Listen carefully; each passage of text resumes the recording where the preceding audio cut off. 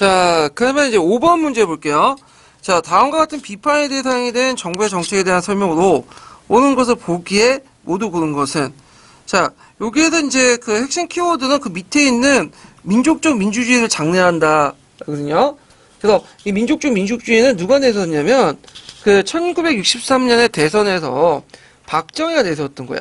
그래서 우리 민족 속에 내재되어 있는 어떤 사대주의와 신민주의, 봉건적 잔재를 청산하기 위해서 우리나라에 맞는 민주주의 형태가 필요하다. 그래서 이제 이걸 통해 쿠데타 군사정권을 합리화시켰는데요. 근데 이제, 이렇게 해놓고는 막상 또 일본과 조약을 체결하는데 그 한일협상 내용이 전제가 어떤 그 과거에 대한 사죄, 이런 것들 해야 되잖아요? 근데 그거 없이 그냥 독립축하금의 명목으로 해갖고 돈만 받아먹는, 이런 것들. 그러니까 과거의 철저한 반성, 이런 것들 없이 이제 하니까 그거에 대한 모순점을 지적한 거죠. 그래서 그 당시 이제 민족적 민주주의를 장려한다는 그 고려대 등들이 이제 모여서 발표를 하고 그 당시 이제 그 공화당의 그 상징이 항소였거든요. 항소를 불타오는 그런 의식을 이제 하게 돼요. 그러니까 요거는 그 한일협상과 관련된 거죠. 네, 그래서 6.3 항쟁 관련된 그 내용이에요. 자, 그래서 6.3 항쟁에 관련된 내용에서 이제 기획을 보면 정부는 이 정책에 대한 반대를 탄압하는 중 인민혁명당 사건을 조작하죠. 그래서 보통 6.3 항쟁에 관련돼 갖고 이제 학대되니까 공항 사건을 조직을 하죠. 공항 사건을. 그래갖고 그 인민혁명당 사건인데 인민혁명당과는 이제 인민혁명당 주 내용 뭐냐면 인혁당 사건은 중앙정부가 도해종, 양충호 등을 북한의 지정을 받고 인혁당이라는 조직을 만들어서 각계각층의 사람들을 포섭을 하고 당 조직을 확장하려고 한다. 그래갖고 이제 이런 식으로 조작을 해가지고 그 당시 이제 많은 인사들을 무리하게 그 넘겨요. 그래서 그 과정에서 이제 많은 검사들과 재판관들이 항의하고 그러거든요. 사법부 안에서도 문제가 생겨요. 그런데 이제 박정희 정권 밀고 해가지고 그냥 한 거죠. 그 과정에서 이제 많은 검사들이 잘리고 재판관도 많이 잘리고 그러는데 근데 결국에는 몇 명만 제외하고는 다 무죄 판결 받았어요. 그러니까 무리한 어떤 그 공안 사건이었다. 이렇게 보시면 되겠죠. 그러다가 이게 나중에 유신 정부 때 다시 조작질을 하죠. 그래서 이게 이제 인혁단 제2차 인혁단 사건이 일어나고 그때 또 뭐냐면 많은 사람이 사형을 받죠. 사형 집행 딱 받고 나서 48시간 안에 다 죽여버려. 그래서 문제가 생긴 거야. 그래서 이제 사법산이나 등 이렇게 있는데 나중에 제2차 인혁단 사건 같은 경우에는 나중에 이게 무죄다라고 재심 판결을 받게 돼요. 근데 뭐 사람들 다 죽고 그랬는데 자 그래서 이제 이런 것들 좀 기억을 해두시면 되고요. 그 다음에 이제 베트남전에서 미국 철수와 냉전체제 완화라는 국제정세 속에서 추진됐다. 요거는 이제 그 후에 실산 남북공동선언하고 관련된 거니까 이제 안 맞고 그 다음에 경제협력 대가로 한국은 미국부터 그 한국군의 현대화 계약에 의한 장비 제공을 약속받았다. 이거는 이제 뒤에 그 브라운 각서가 있어요. 네, 브라운 행정각서가 있는데 그 관련된 내용이에요. 그래서 여기는 이제 뭐 오답으로 나왔는데 그 브라운 각서 내용도 좀 기억을 해두실 필요는 있어요. 그냥 수능이라든지 뭐 한국사 능력검증 그런 데에서는 좀 잘 나오는 문제죠. 그래서 우리나라가 이제 그 뭐냐면 경제자금원을 만들 때 그다음에 정부 차원에서 이제 외자를 많이 끌어들인 게 뭐냐면 첫 번째가 이게 이제 한일협정을 통해서 독립축하금을 통해서 받은 거. 그다음에 이제 그 베트남 전쟁 일종의 용병이었죠. 용병을 참여해가지고 막대한 이제 뭐냐면 자원가 그다음에 이제 뭐냐면 건설 수주를 따온 거 거기다 있고 하나 더 추가하자면 독일의 이제 뭐냐면 강상 그 뭐냐면 가 간호사들 많이 파견했죠. 네, 그래갖고 거기에서 얻은 것들 이런 것들 이제 볼 수가 있어요. 자, 그 다음에 이제 여기에서 이제 리은은 한일합병 및 그 이전의 한일 간의 모든 조약, 협정 간의 무효임을 대한정부가 협정이 무효인가? 대한민국 정부가 이제 한반도 유일한 합법 정부라는 걸 확인하는 결과를 가져왔다. 예, 맞죠? 근데 이제 여기에서 이제 문제가 됐던 거냐면 한일합병과 그 이전의 한일 간의 모든 조약 관련된 문제야. 이게 그 나중에 해석 가지고 차이점이 이제 때문에 문제가 생기거든요. 그러니까 이제 어떤 내용이냐면 그 내용 보면 그 2조에 있는 내용인데 1910년 8월 22일 날 그러니까 8월 22일은 한일 병탕 조약이에요. 21일 및 이전의 대한제국의 일본사에 체결된 조약은 모두 이미 무효임을 확인한다. 그 내용이거든요. 근데 여기에서 이제 문제가 생긴 거야. 우리나라에서는 무효를 강조해요. 그러니까 그 8월 22일 날 한일병탄조약과 그 전에 맺어진 게 무효니까 자, 그 이후에 35년간의 지배는 또 뭐겠어요? 당연히 불법 지배죠. 무효가 된 거죠. 근데 일본에서는 무효보다는 뭘 방점을 두냐면 임의를 방점을 둬. 얘네들 논리가 뭐냐면 이미 무효된 예전에는 35년 동안 지배하는 건 합법적이었는데 이미 무효됐던 건 이제 1948년 8월 15일 날 우리나라 정부가 수입되고 뭐 샌프란시스코 가공화 조약 있잖아요. 그래서 맺어지면서 이미 실효성이 상실됐다는 거야. 그래서 이미 무효됐다는 거야. 그러니까 예전에는 합법화됐지만 그 48년이나 그 한국 정부 수입이나 그 다음에 이제 샌프란시스코 있잖아. 회의를 통해서 뭐냐면 이미 무효화됐다. 그래서 이건 그럼 그 이전의 거는 뭐예요? 합법적이라는 얘기죠. 네. 그러니까 당연히 얘네들 입장을 때는 배상금을 주는 필요 없죠. 사죄할 필요도 없고 합법적인 지배니까 뭐예요? 그러면 독립 축하금을 준 거죠. 그래서 이게 상당히 뭐냐면 일본과 우리나라에서 각자 해석하기 편하게 만들어 놓은 거야. 그래서 결정적으로 이게 임의자를 뺐어야 돼. 그냥 무효면 무효지 왜 임의를 이렇게 부사를 넣어가지고 해석의 여지를 남겨둔 거죠. 이미 뭐 예전 합법적이었지만 이미 이제 너네도 정부 수입되고 실효성 상실됐으니까 이미 무효됐지 않냐? 뭐 이런 식의 논리야. 예. 자, 그래서 이제 이런 식으로 이제 하게 되고요. 그다음 3조 같은 경우에는 한국은 국제연합 총회 결의 195조에 명시된 것처럼 한반도의 유일한 합법적 무임을 확인한다. 요 내용들이 있어요. 자, 그래서 이제 이렇게 보시면 되고 일본 정부가 이렇게 이제 그 예전에 자신들의 침략 정쟁을 뭐냐면 그 부인하는 이유가 뭐냐면 일본의 지도부들의 문제가 있어. 예전에 뭐냐면 그 미군정이 확실히 들어올 때 일본 통치할 때 그 당시 그 일본 우익 지도자들 확실히 제거를 했어야 되는데 도조 등 몇몇 산진적 인물들만 죽이고 그대로 살려줬거든요. 그래가지고 지금도 그 후손들이 계속 통치를 했기 때문에 우리 친일파와 비슷해. 그래갖고 이제 그 노부스케인가요? 길 노부스케 그 손재가 지금 아베 총리 아니에요? 그래서 지금 아베도 그런 것들을 주장하는데 보긴 싫지만 계속 봐야 되는 인물이고 하니까 하는데 그런 게 있었다. 좀 기억을 생각해 보시면 되고요. 자, 그리고 다음이 이제 2번이죠. 기획과 니을. 자, 5번은 이제 뭐냐? 이건 자주평화 민족 대당제지죠. 그래가지고 이제 요거는 7.4 남북공동선언이고 그 남북공동선언에 이제 뭐냐면 실무조절기구로서 남북조절위원회 있고요. 그래서 이제 이걸 정권 차원에서 이용해 먹었죠. 예. 그래갖고 이제 남한 같은 경우에 유신체제를 형성하는데 박정희 독재 정권을 강화시키죠. 예. 그래서 한국적 민주주의를 내세우면서 우리나라가 국내 위기에 빠져 있으니까 지금 우리가 유럽식 민주주의를 추구해서는 안 된다. 그래서 유신 정부를 합리화시키고 그래서 통일주체 국민회의라는 것들을 좀 만들어가지고 거기 대통령 뽑고 이게 북한 같은 경우에는 국가 주석의 권한을 담은 사회주의헌법을 공표해요. 그래서 사회주의헌법 자체는 예전에 인정하지 않았는데 공식화시켰다. 이렇게 보시죠. 그래서 김일성 독재체제와 사회주의체제를 공식화시키는 건 그런 헌법체제였다. 이렇게 보시면 되는데 아마 최근에 이제 지금 정세 볼 때는 안 나올 것 같아요. 남북 논의 그런 것들. 예. 그래갖고 있고 되게 이제 이런 그 남북 협상 관련된 부분들 있죠. 요거 역사과보다는 윤리과에서 얘기하더라고요. 윤리과. 근데 나는 좀 이해가 안 되는 게 왜 윤리에서 이걸 따질까요? 윤리가 왜 남북 협상과 관련된 통일 부분을 얘기하는지 이걸 얘기하려면 정치나 역사 부분에서 이렇게 가져와서 해야 되잖아요. 근데 윤리과 보면 이 쓸데없는 내용까지 철학이나 그 외가 아니라 쓸데없는 내용 정치 사회 문제까지 가져다가 얘기를 하는 것 같은데 다 그 속셈이 있는 거죠. TO 학부 요것도 있을 것 같아. 윤리과 학부. 윤리가 너무 많이 뽑아 내 생각에도. 예. 윤리과 없어갖고 얘기하는 거예요. 제가 그래서 윤리과에서 좀 많이 가져왔으면 역사과 TO가 좀 늘 수 있는데 예. 안타깝습니다. 예. 자, 그 다음에 뒤에 문제 보면 7번인데 자, 이 경제개발 이제 5개년 계획은 누가 했다고 했죠? 원래 이게 장명 정권이 이제 계획을 했는데 이걸 이제 박정희가 가지고 왔죠. 그래갖고 이제 있는데 지도받는 그 자본주의 체제 이걸 보여줄 수 있는 그 당시 당당 정부 기구 이게 뭘까요? 경제기획원이에요. 예.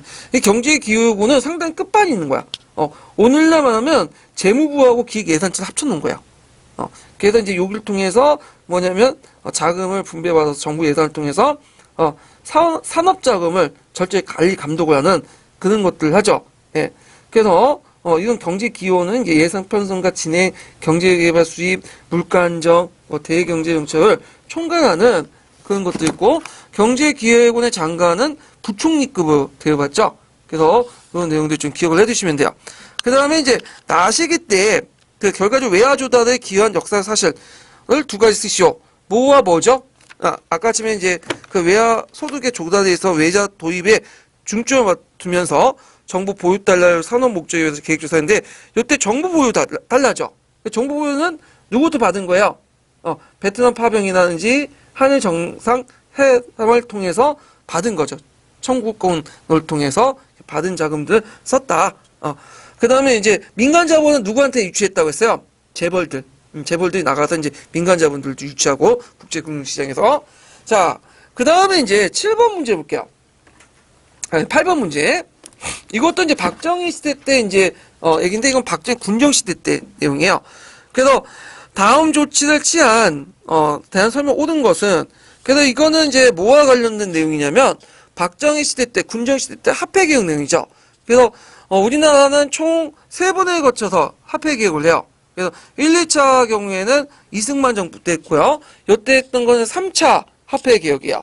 그래갖고 이제 그 이승만 정부 때 그 원을 한으로 개편했는데 단위를 다시 박정희 시기 때 한에서 원으로 개편하고 화폐 단위를 10분의 1로 뭐냐면 평가절하해. 그래서 우리식으로 따지면 1,000원을 이렇게 주면 100원을 교환하는 거야. 단위가. 왜냐면 인플레이션이 많이 뛰었기 때문에 왜냐면 너무 올라갔어 단위가. 그래서 이렇게 바꿔주는 거죠. 지금도 이게 경제적 용어가 있는데 제가 이제 깜빡 지금 기억이 안 나는데 예전에 우리나라도 지금 보면 300만 원, 400만 원 하잖아요. 단위가 너무 높아요 지금. 그래갖고 지금 이제 그걸 좀 낮추자 해갖고 뭐 30만 원, 3만 원을 낮추자고 한 거야. 그럼 내가 300만 원을 보급받으면 뭐 100분의 1로 이렇게 경감을 3만 원 받는 것이네요. 좀 느낌이 좀 그렇죠? 네, 예전에 300만 원 받았는데 내가 30만 원, 3만 원 받으면 물론 이게 그만큼 다 떨어지니까 의미는 없지만 느낌이 좀 그래. 그래가지고 지금 하려는 의도는 있지만 그 지금 잘 못하고 있죠. 예. 근데 박정희 시대 때는 그게 가능했죠. 밀어붙이면 되니까 그냥. 예. 그래서 이제 근데 웃긴 건 더 웃긴 거는 자 내가 1,000원을 가져와서 이제 예를 들어 10분에 하면 100원을 받아야 되겠죠. 근데 100원을 안 줘. 정부에서는 얼마나 주냐면 70원을 줘요. 그리고 30원은 강제 저축을 내버린 거야. 그리고 일정 기간 동안 인출을 금지시켜. 이걸 이제 정부 용어는 뭐냐면 전문적인 봉쇄 개정이라고 하거든요. 예. 그러면 이 정책이 우리가 자본주의에서 있을 수 있는 거야? 사회주의에서는 정부가 통장에 입금을 시켰는데 자기 재산을 아예 범죄 행위도 한 것도 아닌데 그렇게 못 하잖아요? 근데 그렇게 밀어붙여요. 그럼 왜 그렇게 하려면 박정희 정권이 처음에 경제개발을 할 때 국내 자금을 동원하려고 했어요. 그래서 이제 화폐 개혁을 이용해갖고 거기에서 봉쇄 개정을 했던 걸 자금을 일정 기간 이용을 해가지고 경제 자금을 만들려고 했는데 오히려 그것이 뭐냐면 국내적인 어떤 비판을 받고 그 다음에 또 여기 경제적 문제점이 일어나죠. 왜냐하면 자본이 어떻게 돼요? 그 총 통화량이 줄어들잖아. 1,000원에서 그 1,000원에서 뭐 700원을 주고 300원 정도만 하면 700원만큼 총 통화량이 줄어들잖아. 그러면 물가가 인상되겠어요? 인하되겠어요? 물가가 인하되죠. 디플레이션이 일어나.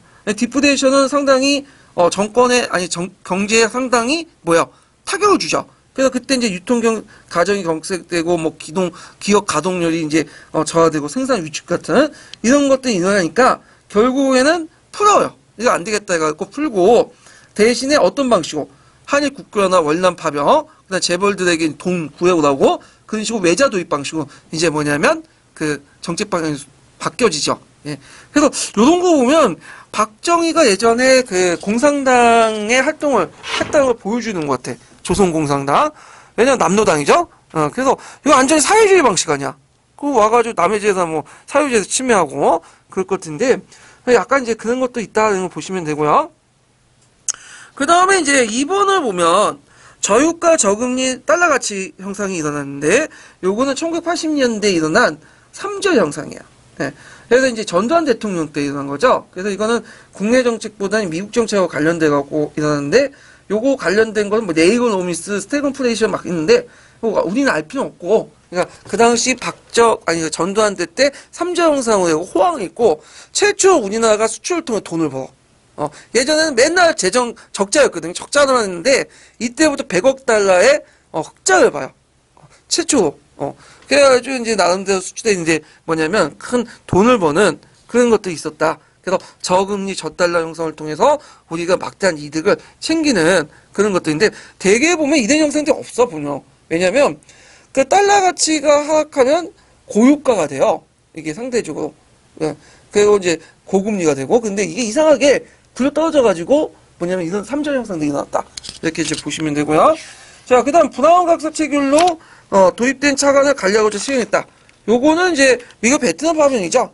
한국의 행정각서 관련된 내용이고 한국과 미국과 맺은 행정각서 관련 내용이고 자, 석유파동으로 인플레이션이 발생하다 이에 대처하기 발표했다. 이거는 뭐냐면 좀 알려지지 않지만 석유파동 두 번 있었죠. 1973년하고 78년. 73년은 왜 있었어요, 이때? 제4차 중동정쟁. 78년은 그 당시 이제 누구야? 호메이니가 그 당시 이란을 이제 혁명을 일으켰잖아요? 그래서 그것 때문에 일어났는데, 요거는 이제 뭐냐면, 그 당시 이제 갑자기 이게 뭐였다? 여기 이제 제1차 석유파동과 관련된 거. 1973년에. 예. 그래서, 제1차 석유파동이 이제 일어날 때, 그 정부의 대책과 관련된 내용이죠. 그래갖고, 그때 이제 12.7 특별 조치가 있어요. 12.7 특별 조치. 1974년에 공포된데, 이때 이제 1차 석유파동 물가가 상승되고 원가가 상승을 해서 수출 차질 빚으니까 박정희 정권의 환율을 평가 전환해버려요. 평가 전환할 때는 고종 환율제 때문에 가는, 평가 전환 때문에 달러 값을 높이는 거예요, 낮추는 거예요. 환율을. 예? 달러를 높이고 원화의 가치를 낮추는 거죠. 수출 잘하도록. 예. 그래갖고, 요렇게 이제 했다. 그러니까 환율을 낮추는 거는 달러를 기준으로 얘기하는 거고, 여기는 평가 전환은 달러와 상대적으로 원화의 가치를 얘기하는 거야. 그래서 이제 환율을 평가 전환했다는 건 환율을 높이는 거예요, 낮추는 거예요. 환율을 높이는 거죠. 환율을 높이면 달러값이 오르면 상대적으로 원화가가 어떻게 돼서 내려가는 거죠. 그게 이제 가능했던 것은 지금 병동환율제잖아요. 근데 그때 당시에 고종환율제이기 때문에 가능했던 거예요. 정부가 이제 임의적으로 개입을 했고, 그래서 석유의 요금 인상을 단행했다. 이게 이제 잘 알려지면 1974년 12월 7일 했던 12.7 특별 조치였다. 이렇게 기억을 해주시면 되고, 2차 석유파동도 상당히 큰 타격을 주죠. 그 당시 2차 석유파동이 1차 석유파동보다 큰 타격을 줬던 게 뭐냐면, 이미 이제 1970년대 후반에 들어가면 우리나라가 중화학공으로 넘어가게 돼요. 중화학공은 경공업보다 기름값이 뭐예요? 더 많이 들죠. 그런데 타격을 받은 거야. 그래서 이제 이때 YH 무역노조가 있었죠. 무역노조가 그 회사 사장이 돈을 띄어먹고 도망을 가. 그래갖고 그 여공들이 이제 밀리는 얼굴을 받지 못하니까 그 당시 야당했던 신민당사에 들어가서 정권농소를 하죠. 예. 그러니까 이제 이때 뭐냐면 하다가 그 경찰이 신민당에서 오지 말라고 하는데 와가지고는 그 당사를 포위하고 강제 진압을 해요. 그리고 이제 그 여공들에게 똥을 던지고 그리고 한 여공이 뭐 어떻게 되는지 몰라도 또 죽어요. 예, 낙살나죠. 그러니까 이제 그 당시 김영삼이 뭐예요? 항의 차원에서 막 하니까 김영삼을 국회의원에서 면직을 시켜버리죠. 근데 김영삼의 그 정치적 고향이 어디예요? 지금 부산 마산 아니야, 경남 지역. 예. 그러니까 부마 사태가 발생은 된 거야. 그래갖고 이제 부마 상태에 나니까 계엄령 내리고 뭐 위성 내리고 막 그러는데, 그래서 그때 이제 부마 사태를 막는 거 어떻게 처리할 것이냐 가지고 차지철하고 그 누구죠? 김재규인가요? 예. 그 얘가 싸우잖아. 그러니까 싸우다 김재규가 이제 뭐냐면 열받아하고 차지철하고 박정희를 그냥 뭐냐면 총살내버리고 그리고 하다가 그 뭐 잡혀가지고 이제 끝난 사태가 12.6 사태죠. 그러니까 이걸 보면 그 이제 뭐냐면 조그만 위사한 문제들이 연발돼서 그 당시 뭐냐면 12.6 사태까지 이렇게 12.6 사태까지 연결돼 있어. 막 그래갖고 그 나비론 같은 거 있죠? 그래갖고 이제 그 뉴욕에서 이제 그 나비가 뭐냐면 한번 포용번호 걸리면 그게 이상하게 변질돼갖고 그 뭐냐면 북쪽에서는 태풍이 부는 거야. 그래서 예전에 한번 영화 나왔는데 그래서 아주 미세하고 비계기적이고 그 다음에 아주 우연적인 우발적인 사건이 유신체제를 붕괴시키는 거야. 이런 걸 보면 좀 약간 뭐와 비슷하냐면 그 포스트 모더니즘에서 그 강조하는 거 있죠. 이런 거 좀 비슷한 것 같아. 어떤 계기나 원인이나 뭐 구조력보다는 이런 것들이 이제 폭발돼서 나온 거 아주 미세한. 자, 하여튼 뭐 이런 것들이 있다는 걸 좀 기억을 해두시면 되고요. 자, 그 다음에 어디까지 했어? 네. 자, 여기 보면 5번을 보면 미국의 무상 원조 증간 대충 자금을 관리하는 데 목적을 썼다. 이건 아니죠. 요거는 이제 박정희 정권 때 아니라 이승만 정권 때죠. 대충 자금 되게 중요한 거니까 좀 기억을 해두시면 되고요. 자, 그 다음에 뒤에 넘어가서 9번 보죠. 자, 9번은 이제 사회상과 관련된 내용이야. 사회상. 그래서 거기 이제 좀 보면 미국의 메카시즘이라는 게 있죠. 그래서 1950년대에 그 위스콘주의 이제 공화당 상원의원인데 이 사람이 이제 뭐 1950년에 2월에 그 국무성안에는 205명의 공산주의자가 있다. 그러니까 오늘날은 빨갱이 사냥을 한 거야. 그래가지고 그때 이제 이게 발달이 돼갖고 그 당시 이제 조사위원회 만들어서 공산주의 책봉하고 그렇게 해갖고 막 혼란한 때고 그다음에 여기 또 나온 게 뭐냐면 자유부인 있죠. 그래서 자유부인 같은 경우에는 이제 1954년에 그 서울신문에 연재된 건데 대학 교수가 그 당시 이제 그 당시 대학 교수는 상당히 우대받는 사람이죠. 그 대학 교수의 부인이 뭐냐면 정숙관 가정주부가 거기 그 댄스홀에 가서 춤밤이 나가지고 거기에 추는 그 선생하고 눈이 맞아가지고 이렇게 바람을 폈다 이런 내용이거든요. 근데 지금 입장 올 때 뭐 그러니 하고 넘어갈 수 있어. 네. 근데 그 당시에는 상당히 이게 충격을 준 거야. 그래갖고 이런 것들 그러면 이게 몇 년도예요? 이승만 정권 시기죠? 1950년대. 이런 걸 물어보면 대단한 걸 물어봐야 되는데 수준이 낮아. 물어보면 아시면. 자, 뭐 몇 년도 뭐 이렇게 물어보는 거 이거 몇 년이에요? 09년. 이게 누구 때죠? MB 때죠. 딱 보죠. 이미 딱 나오는데 자 여기 보면 이제 기획을 이제 보면요. 일단 답이 이게 한국과학기술연구소 성립. 제가 왜 이걸 왜 중요한 건지 모르겠어. 한국과학기술연구소는 1965년에 성립됐거든요.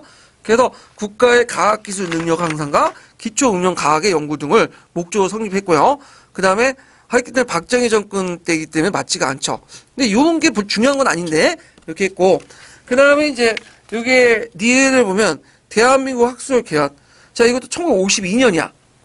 그래서 학술 발전에 공정 있는 과학자를 우대에 지원하고 학술 연구와 그 지원을 하기 위해서 한 거고 그다음 한글학회에서 이제 큰 사전을 냈죠. 그래서 이게 1957년에 큰 사전 완간을 했고요. 이거 원래는 조선어학회가 했던 것을 좀 나중에 조선어학회 사건 때문에 안 됐잖아요. 그래서 나중에 이어받은 거예요. 예. 그래서 이제 있고 사상계는 좀 기억을 해주세요. 이 사상계는 누가 만들었냐? 53년에 장준하가 만들었어요. 상당히 유명하거든요. 그래갖고 이 장준하는 원래 일본 학도병에 끌려갔죠.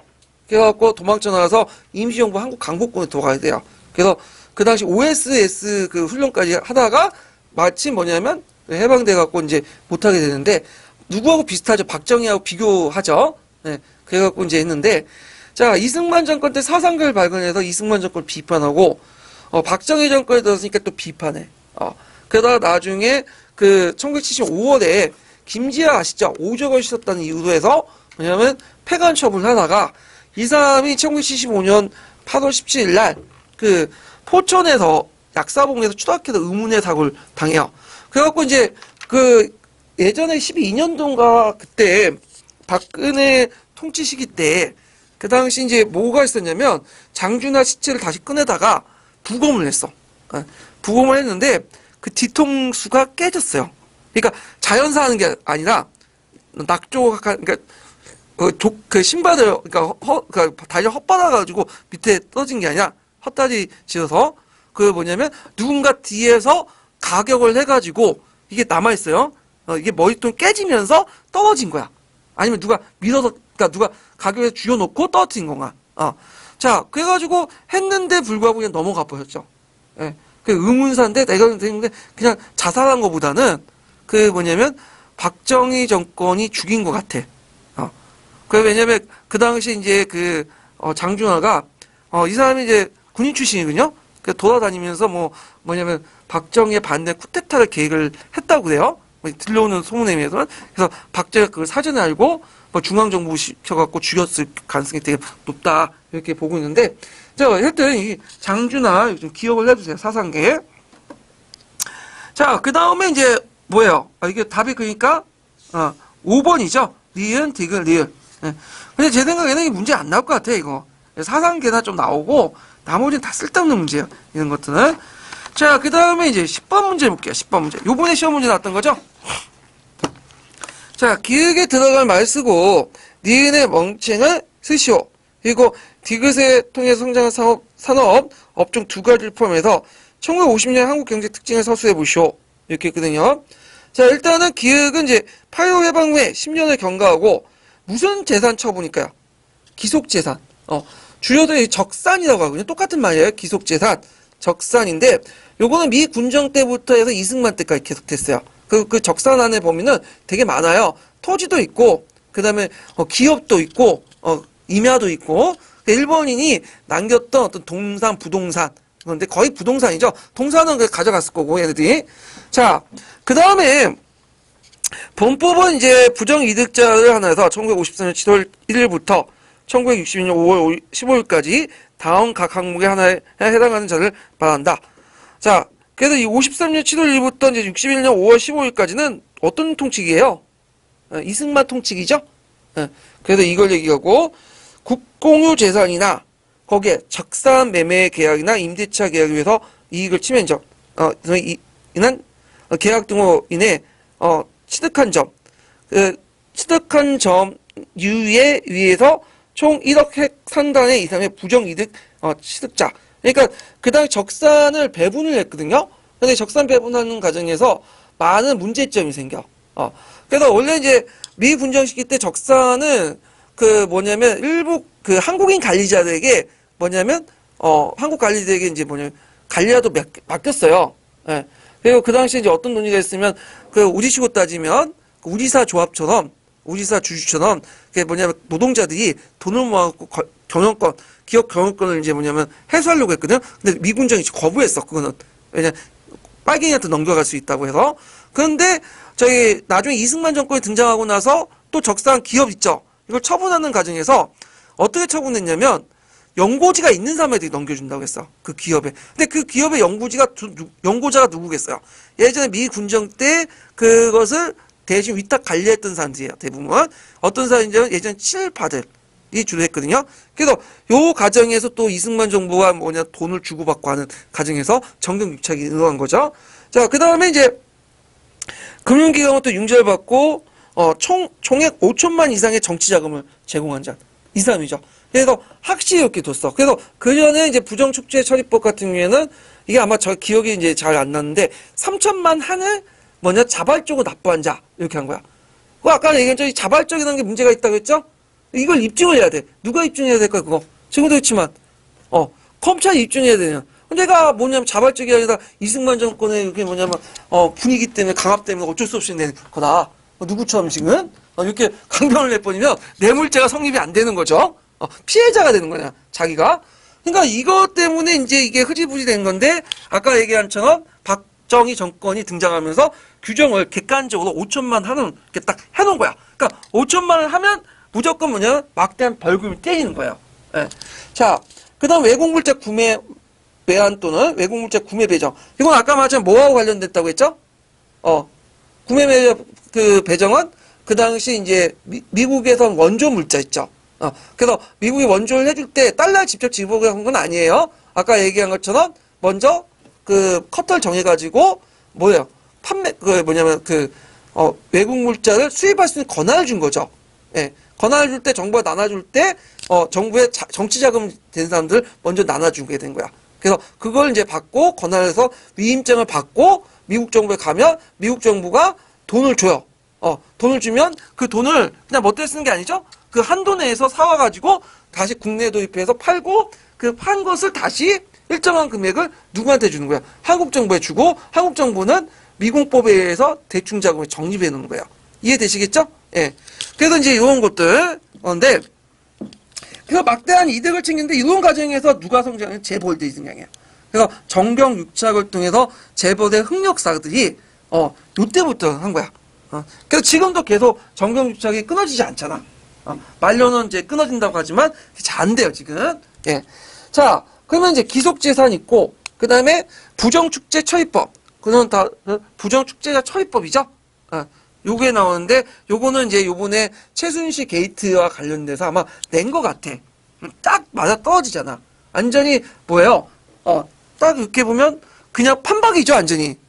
1950년대, 60년대 상황하고 지금 상황하고. 그러니까 그 보면 이제 역사가 계열성 있다. 지금의 삶과 현재의 삶이, 그러니까 과거의 삶과 지금의 삶이 서로 연결돼 있어. 그래서 신문화사의 어떤 뭐냐면 소재로 사용할 수도 있는 것 같은데, 자 이런 것도 있고, 그다음 한국 경제 특징은 이제 단서를 달았죠. 어떻게? 1950년 한국 경제의 특징을 얘기했죠. 그래서 재분업, 재당업, 면방직 같은 상백산업 중심으로 농산물이나 가공원료인 소비자 산업을 성장할 수 있었다. 소비재 중심이었다. 근데 1957년부터 소비재에서 뭘로 넘어가려고 했다고 했다? 생산재 넘어가려고 했고, 그때 경제 계획을 했지만, 물론 그 당시에는 이제 이승만 정부 말기고 장면효과를 제대로 못했죠. 실제로 한 건 뭐예요, 이제? 박정희 정권 때요. 박정희 정권 때. 그래서 이제 생산재로 넘어갔는데, 물론 초창기 때 박정희가 소비재를 뭐냐면 하려고 한 건 아니에요. 그러니까 생산재를 처음에 뭐 팔았어요? 그냥 농산물 갖다 팔았잖아. 팔 게 없으니까. 그리고 뭐 머리 해가지고 머리카락 잘라가지고 가발 팔고, 그 다음에 지 잡아가지고 이제 코리안 밍크라 해가지고 지들 엮어가지고 그걸 털을 깎아서 갖다 팔고. 아마 외국 사람들 보면 이제 기겁을 했을 거야. 지 잡기 운동 했잖아, 그 당시에요. 그래서 잡아가지고 그 깃털 다 이렇게 먼저 손질해가지고 그걸 옷을 만들었어요. 그게 코리안 밍크라는 이름으로 갖다 판 거야. 그리고 그 당시 양돈 있죠, 양돈. 돼지를 키웠어. 원래 그 돼지는 조선시대 잘 안 키웠거든요. 작식을 하는 거기 때문에 인간이 먹는 걸 같이 먹잖아. 근데 이제 그 일본에 갖다 파는데 일본 애들은 원래 그 돼지를 잘 안 먹어요. 소, 돼지, 네 발 달린 건 안 먹었는데 개항 후에 이제 먹게 됐거든요, 얘네들이. 돼지 먹는다고 이제 돼지고기를 많이 먹으니까 일본 애들한테 돼지고기를 이제 팔려고 양돈 사업을 육성한 거예요. 그런데 양돈 사업을 했는데 일단 살코기 같은 것은 일본에 수출하고 남는 게 있어요. 내장, 그 다음에 삼겹살, 그 머리, 족발. 그러니까 안 먹죠, 우리나라, 일본 애들은. 갖다 버린 건 우리나라는 먹거든. 부산물도 먹어가지고 이제 한 거죠. 그래서 뭐 삼겹살, 족발, 원래 건강에 좋은 것도 아닌 거, 그런 것들 우리가 이제 처분해갖고 먹는 거죠. 예. 많이 좋아하잖아. 그러니까 의외로 이게 더 비싸, 지금은. 그러니까 등심이나 이거 안심보다는 그런 걸 주로 먹어. 그래서 삼겹살도 되게 맛있죠? 예. 왜냐면 외국에서 갖다 버리는 거 우리 다 먹잖아. 우리는 구워 먹기 때문에. 외국은 쪄 먹는데. 구워 먹으면 이게 뭐냐면 그 기름기가 살에 배이잖아요. 그러면서 아삭아삭한 게 그 맛을 먹는 건데, 근데 건강에 진짜 안 좋아요. 족발이나 삼겹살 이거 진짜 건강 안 좋아. 외국은 그래서 갖다 버리는 거야. 예. 자, 하여튼 이런 게 있고, 그 다음에 이제 요건 문제가 안 나오니까 그냥 들으시고, 그래도 이렇게 이제 있고, 이 문제는 예전에 또 기출문제에 관련된 것들 그대로 낸 거예요. 예. 또 한동안 안 나올 것 같아요. 17년이니까 3, 4년 동안은 안 나올 것 같지만, 공부해 두시고, 제가 요거, 제가 이제 그 책을 찾아가지고 다 정리해 놨어요. 그래서 기출문제 분석해가지고, 제가 기출문제 분석방 들어가시면, 여기는 없지만 다 정리해 놨거든요. 그래서, 요거 보시면 될 것 같아요. 제가 거의 이제 끝났어요. 이제 이번 연도 기출문제 분석을. 그래가지고, 9월 말 정도에 그 분석집에서 다시 한글 파일로 전체 공유해드릴 테니까 그걸 또 보시고요. 자, 그래서 이제 한국사 부분은 이제 이렇게 해서 끝났고요. 관련된 총괄평가 문제, 현대사 부분을 풀고 이제 끝나기도 하죠. 자, 총괄평가.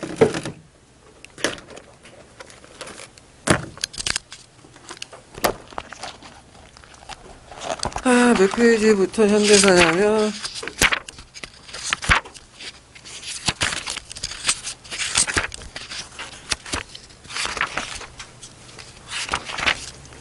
자, 몇 페이지를 보시냐면요. 이렇게 뭐 쭉 넘어가고, 3번부터 볼까요? 3번. 네.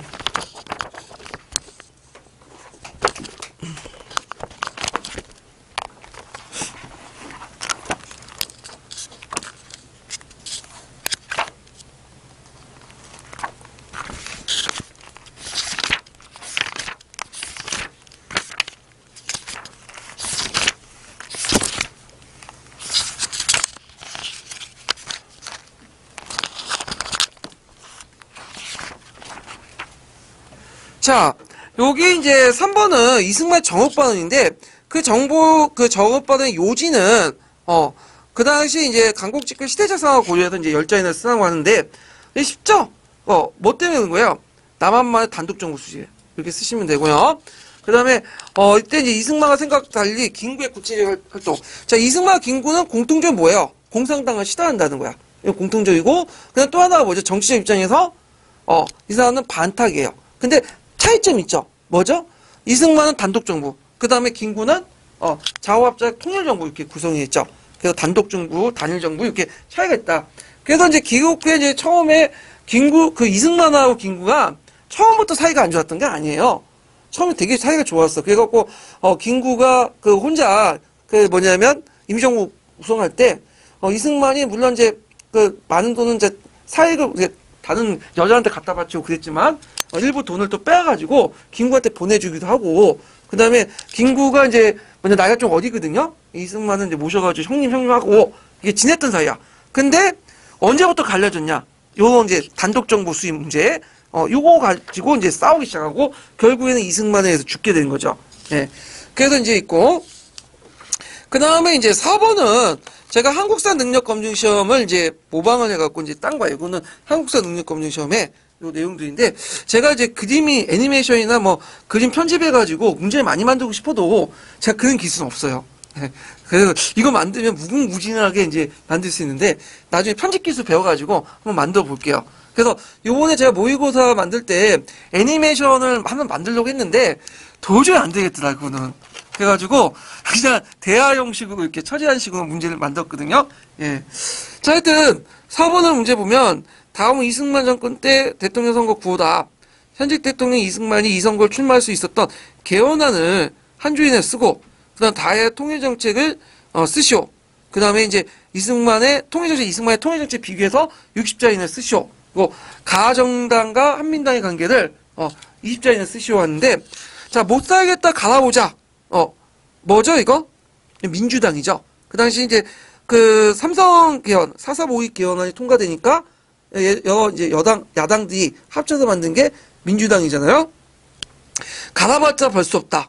구간이 명간이다. 누가 말한 거예요, 이거는? 자유당, 이승만. 그 다음에 이제 요게 이것저것 다 보았다. 혁신밖에 없다.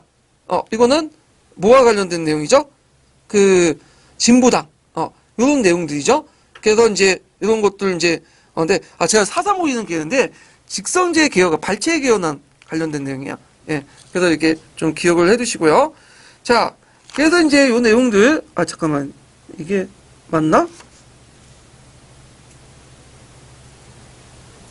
제가 말을 잡으면 4.352 개헌안 맞네요. 예.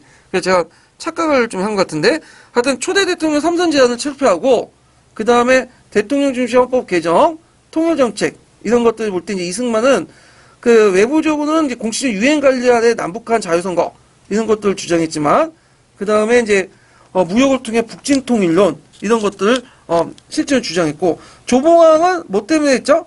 남북한 총선거에 위한 평화통일안을 제시했죠.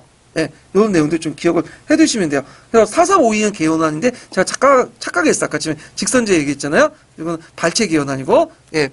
그래서 이제 이런 내용이고, 그래서 이제 발췌 개헌에 통과될 때 이제 만든 조직이, 4.352 통과될 때 만든 조직이 그때 전후해서 만든 게 민주당이에요. 예. 이렇게 정리를 해두시면 돼요. 자, 한민당의 관계를 보면, 한민당은 이승만과 결별했죠. 그래서 나중에 민주당 국파되었고 통합해서 민주당에 들어간 거야. 그래서 국파, 신파 했는데 나중에 또 장명 정권 들어서면서 또 갈라졌잖아요. 내부 분열을 해서. 그래서 요렇게 이제 좀 기억을 해두시면 될 것 같아요. 예. 자, 그래서 이제 있고, 그 다음에 이제,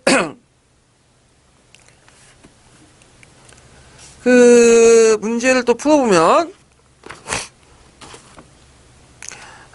반민특위 내용을 각자 보시고, 쭉쭉 넘어가서 6번 문제 볼까요? 6번. 자, 다음은 해방정국 시대에 어떤 정당이 공포한 선언문의 일부다. 자, 이 정당의 이름은 무엇이며 밑줄 친 기획을 강조한 정치적 이유를 한 줄 이내로 말해보시오. 예.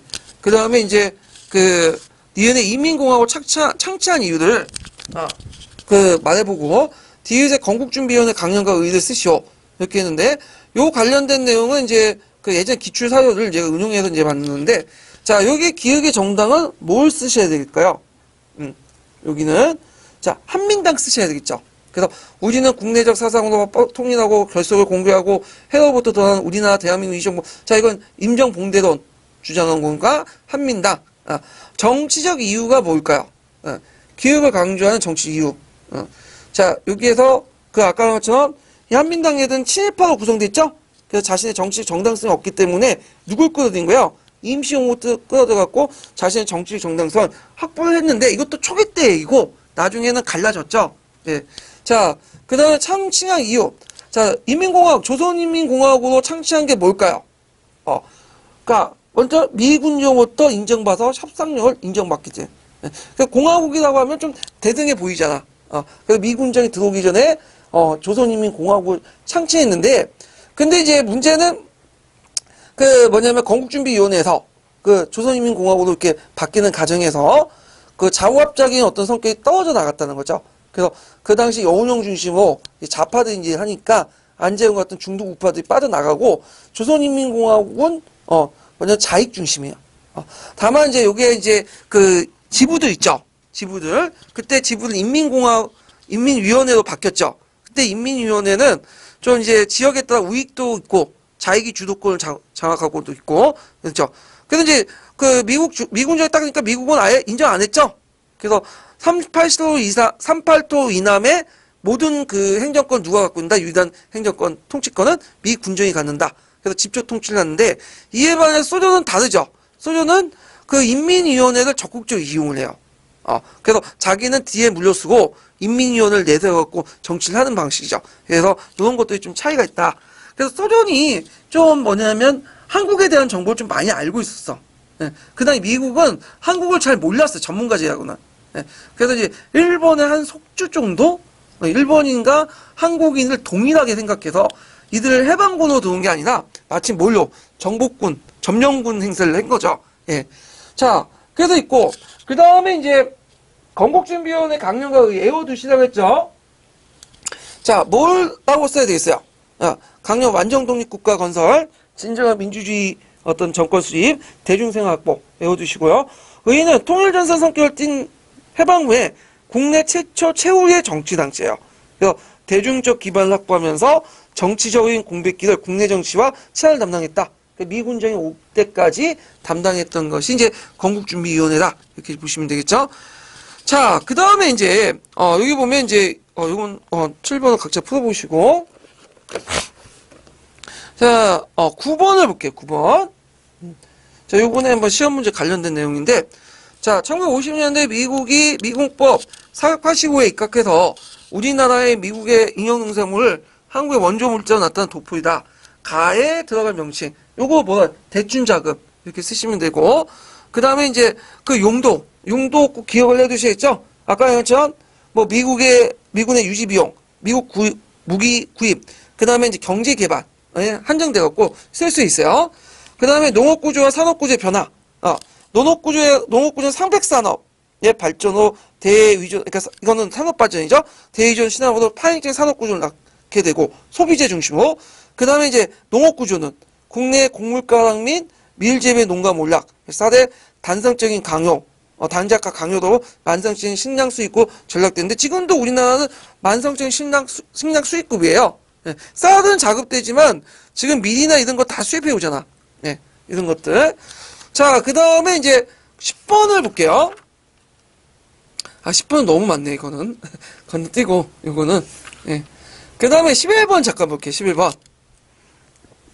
자, 이거는 예전에 기출문에 나왔던 거죠. 이게 약간 위에 민족적인 민주주의 장려하다 해갖고 그 위에까지 좀 칼을 높여야 되는데 아까 풀어본 것처럼 뭐와 관련된 거죠? 육삼항쟁. 예, 육삼항쟁인데 이제 그 일제 침략에 대한 사죄 없이 굴욕적 항일 협정을 체결했다. 이렇게 보시면 돼요. 예. 그 육삼항쟁 때 이제 그 믿기지 않겠지만 MB도 같이 참여했어. 예. 근데 이 모양 이 꼴로 왜 떨어진지 몰라. 젊었을 때는 그렇게 투쟁적 인물이. 예. 참, 그냥 나이 먹으면 이제 뭐냐면 죽어야 된다는 말이, 여기에서 이제 나온 것 같아. 좀 보수화됐어, 너무. 예. 원래 극자하고 극우는 같은 성격인 것 같아. 말하는 것만 차이가 있을 뿐이지. 자, 그래서 이제 일제 침략에 대한 사죄 없이 굴욕적 항일협정 체결했기 때문에 이런 것들 한 거죠. 그 다음에 이제 11번 문제 보죠. 토지개혁 관련된 부분이죠.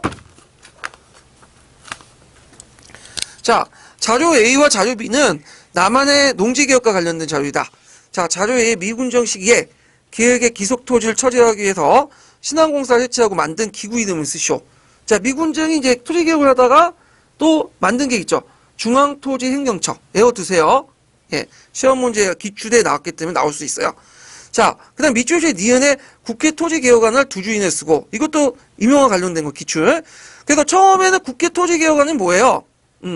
여기에서 그 당시 이제 그 보상인을 1.5배로 하고 농민사는 1.25배로 하는 거야. 쉽게 말하면 이제 그 지주들에게 1,500원 정도 이렇게 또 그 보상해 주고, 농민들은 그 토지를 분배할 때 유상 분배할 때 1,500원이 아니라 1,300, 1,200원 정도 이렇게 한 거야. 그러면 그 차액은 누가 하는 거죠? 정부가 예산으로. 그러니까 정부가 그걸 안 하죠. 통과시켰지만. 그래서 어쩔 수 없이 정부한데도 1.5배, 1.5배로 해가지고 매수가, 매도가 동일한 상태에서 했다. 이렇게 좀 보시면 되고요. 니은을 보면 이제 그 이렇게 있고 토지개혁의 한계점. 뭘 쓰셔야 되겠죠? 토지개혁의 한계점.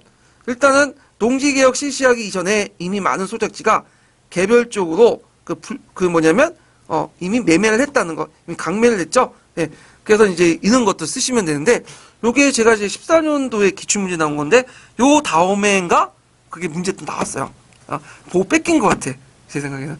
그래서 대학 교수님들이 왔다 갔다 하시는 것 같은데, 여기서. 자, 그 다음에 이제 뒤에 넘어가서, 이렇게 이제 보면 이제 13번 문제 각자 보시고, 쭉쭉 넘어가서, 그냥 14번 문제 볼게요. 14번.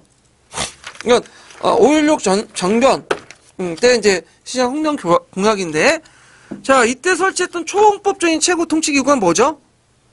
국가재건 최고회의죠. 외워두시고요. 그 다음 밑줄 친 기획과 관련된 조치 두 가지. 그러니까 반공을 내세웠잖아. 그래서 이 사람이 이제 원래 예전에 빨갱이였죠. 예, 그래서 자기 어떤 것들을 이제 숨기기 위해서, 특히 이제 그 당시 미국이 이제 그 박정희가 쿠데타를 일으켰다니까 좀 걱정했어. 왜?